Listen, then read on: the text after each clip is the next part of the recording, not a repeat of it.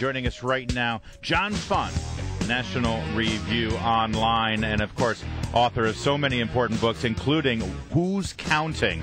If you're worried or concerned about how votes are counted in this country, you got to read that book, especially this year, an election year. John Fund, thanks for joining us.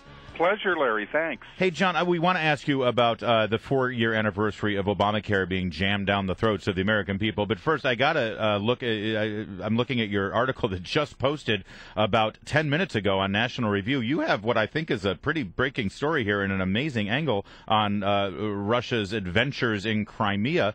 Are you serious? Afghanistan is supporting this? I mean, does Afghanistan not remember their own history?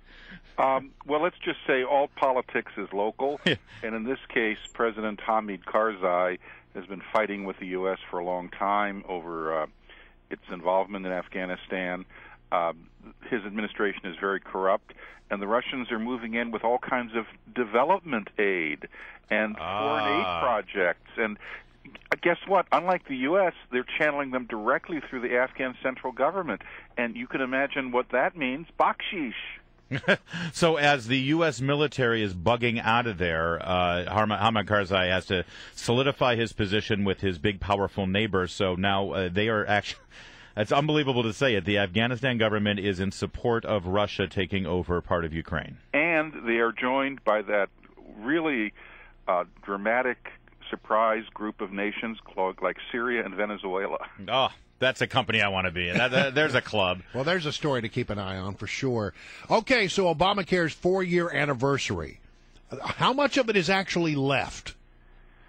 Oh, most of it. It's been delayed in order to placate the Democratic senators who are nervous about being up for re-election this November. I think that the problem that it has, though, is in the long run, I think it's unsustainable except at a very long, big cost. Here are the 3 problems that Obamacare has. It's not getting the young people it needs. Right. They wanted 40% young people to pay for the all of the subsidies, and they were getting about 24%. The second part of the problem is about 10% or 15% of the people who have signed up on the exchanges are people who had no insurance whatsoever. In other words, of the 25, 30 million Americans who don't have any insurance, only a small fraction have signed up on the exchanges. And apparently some of them who have aren't paying their premiums. And after 3 months, you get kicked off if you don't pay your premiums. And the third problem is this. Half the people who are getting new insurance who didn't have insurance before aren't getting health insurance. They're getting dumped into Medicaid, which is substandard medicine. 58% of doctors won't take new Medicaid patients. The doctor networks are very narrow. I wouldn't take my dog to Medicaid. So we're talking basically about a system as it stands today, completely unsustainable. Well, yes, and the old system... Unless Uncle comes to the rescue. Well, the uncle is going to have to spend an awful lot of money to prop this up. Remember, Medicaid is growing 8% a year. It's going to eat up everything. That plus Medicare and Social Security are going to be our entire budget unless we have some reforms in the next few years, and this is only going to make matters worse. John Fund, let's talk about the politics of this. We saw late last week, Thursday or Friday, Nancy Pelosi saying this is the greatest thing that's ever happened to America, and the Democrats are going to run on this, and this is going to be great. That was her strategy in 2010, and we see how that worked out. But don't the Democrats run the risk of basically what they're saying to the American people is, you may think you're paying more for your insurance, you may think you have a higher deductible, you may think that the president and the Democrats lied about whether you can keep your insurance, but you don't know better. We know better. We know this is a great thing. That's a real sore spot, isn't it? Well, her message is we passed the bill, then we found out what's in it, and now we're ignoring what's actually in it, and we're spinning some fairy tale about what's in it. Yeah. And when you look at the American people and their concerns about all those elements that I just laid out, if the Democrats keep championing this without actually addressing those concerns, they run the risk of, again, saying, American people, we know better than you. The real problem they have is now every problem that props up in health care, even things that have nothing to do with Obamacare or because Obamacare hasn't taken full effect yet, is going to be blamed on Obamacare. This is the ultimate political deadweight loss. They get blamed for everything that goes wrong, and frankly, nothing is really going right.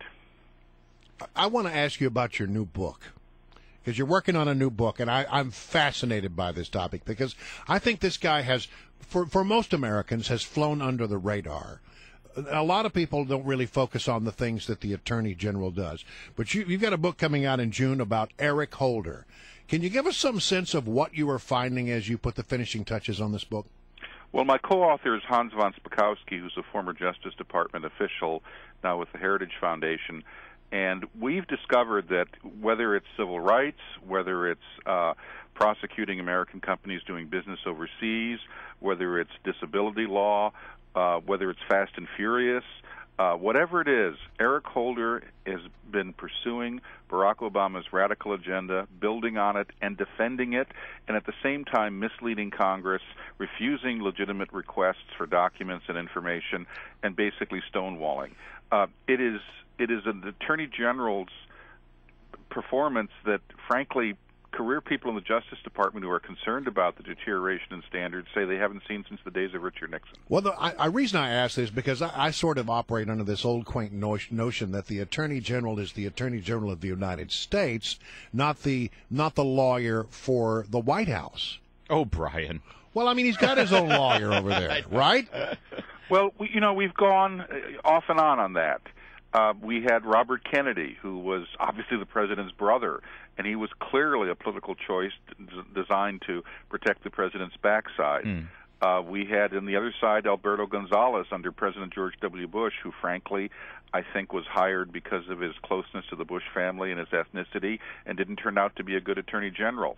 But most attorney generals, Benjamin Civiletti, Griffin Bell for the Democrats, Ed Meese, and Bill Barr and Mike Mukasey for the Republicans, have tried to say, look, we're there to carry out the president's priorities, but ultimately our loyalty is to the rule of law first, last, and always. John Fonda, before we lose you, because you're such a good person on voting law in America, we have our primary here, the April Fool's Day primary a week from tomorrow here in Washington, D.C.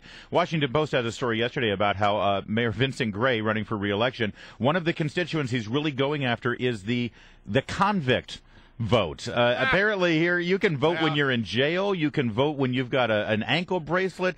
Anybody with a record can vote here in D.C. Is this becoming a growing constituency?